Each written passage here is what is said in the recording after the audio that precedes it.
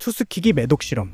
1932년 이 평범한 마을에서 인류 역사상 가장 비윤리적인 실험이 시작됐습니다. 미국 공중보건국은 흑인 남성 600명을 모집해 매독의 자연 경과를 관찰한다는 명목으로 실험을 진행했는데요. 하지만 실상은 치료가 아닌 방치에 가까운 잔혹한 관찰이었습니다. 그들은 무료 치료를 해준다고 속였습니다. 실험 대상자들은 자신들이 약을 받고 있다고 믿었지만 사실상 아무 치료도 받지 못했는데요. 1940년대 매독을 치료할 수 있는 페니실린이 개발되었을 때조차 당국은 그 사실을 숨겼습니다. 새 약을 주겠다며 피험자들을 속였고 실험은 40년 넘게 이어졌고 그 결과 수십 명이 목숨을 잃었으며 아내와 아이에게까지 감염이 퍼졌습니다. 이 사건은 이후 의학 실험에는 반드시 동의와 진실한 설명이 필요하다는 윤리 기준이 세워지는 계기가 되었습니다. MK울트라 프로젝트. 1950년대 초 미국 CIA는 인간의 정신을 완전히 통제할 수 있는지를 알아내기 위해 극비 프로젝트를 시작했습니다. 그 이름은 MK울트라였는데요.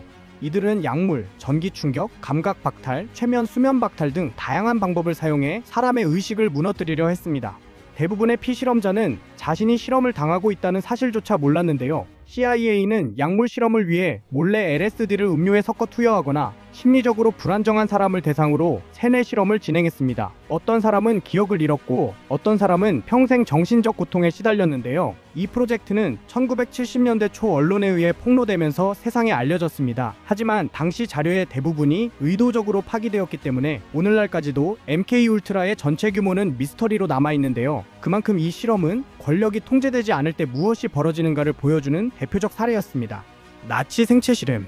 2차 세계대전 시기 나치 독일의 강제 수용소에서는 수천 명의 죄 없는 사람들이 과학이라는 이름 아래 잔혹한 실험 대상이 되었습니다. 그들은 극한의 추위에서 생존 실험을 당하거나 고압실에서 질식 실험을 겪었는데요. 또 일부는 화학약품을 강제로 주입받았고 심지어 마취 없이 장기를 절개당하기도 했습니다. 이 실험들의 목적은 인간의 한계를 측정한다는 명분이었는데요. 실제로는 단 하나의 결과도 과학적으로 유의미하지 않았습니다. 그저 인간의 고통을 이용한 잔혹한 범죄였던 것입니다.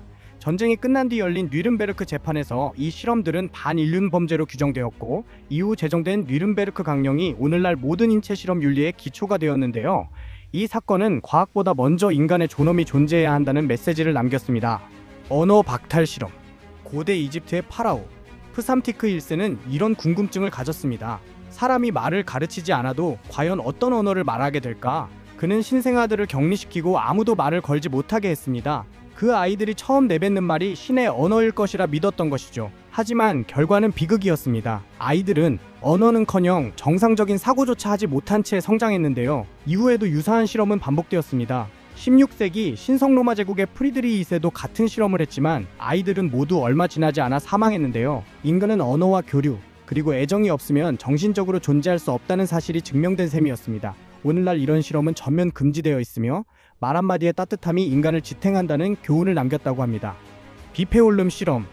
1940년대 스웨덴의 한 병원에서는 가장 달콤하면서도 잔인한 실험이 조용히 진행됐는데요. 과학자들은 설탕이 치아 건강에 어떤 영향을 미치는지 알아내기 위해 지적장애가 있는 환자들에게 초콜릿, 캐러멜, 사탕 등을 매일 먹였습니다. 문제는 이들이 실험 사실을 알지 못했다는 점이었는데요. 그들은 단지 새로운 영양식 테스트를 한다고 들었을 뿐이었죠. 결과는 참혹했습니다. 많은 환자들이 치아가 완전히 부서지고 염증과 고통 속에서 평생을 보내야 했습니다. 이 실험은 나중에 충치와 설탕의 관계를 과학적으로 입증한 연구로 평가되었지만 동의 없는 실험이라는 이유로 비판을 피할 수 없었는데요.